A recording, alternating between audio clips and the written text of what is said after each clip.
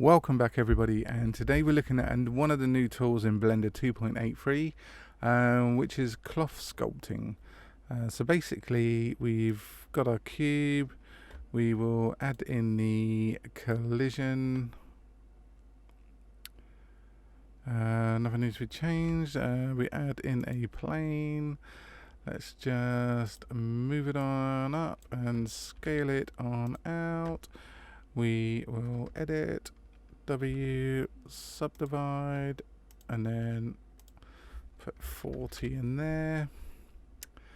We will add the cloth. I'm going with cotton, and then let's just make sure collisions and self collisions. Okay, so then we'll hit play. No, we won't. We will come out of there and then we'll hit play. Okay, and then when you're happy with the frame, we'll just select that one. That looks pretty darn cool. We'll just apply the cloth modifier, add a sub, oh no, we'll edit it first. Okay, so if you go into sculpt mode, come down here and you'll see Casper the Friendly Ghost in pink.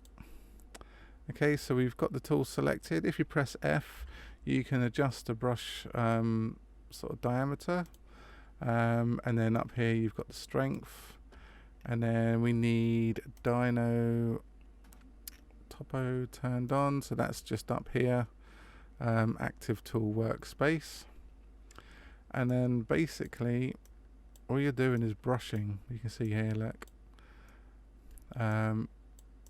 And the good thing about this is you don't even have to have it in like the cloth mode. If we just come out as sculpt mode, we'll do Shift A, create a plane. We'll just bring that one over here and scale that up. Just go into edit, W, subdivide, just put in 40, and then you can just go into sculpt mode. Again, go down to Casper, we're already in it, still in it, and then you can just see it there. You can just see how it brings everything up, just like a cloth really. I think this is an absolute brilliant tool, especially if you're doing like interiors. You could have like a throw for your couch. You could probably do this on like your pillows, cushions, and it has a good use for a lot of things. Anyway, that was basically it.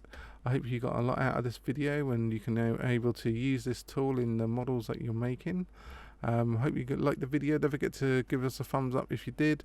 Don't forget to subscribe to the channel and hit that notification bell, and we'll see you on the next video. Ta-da for now.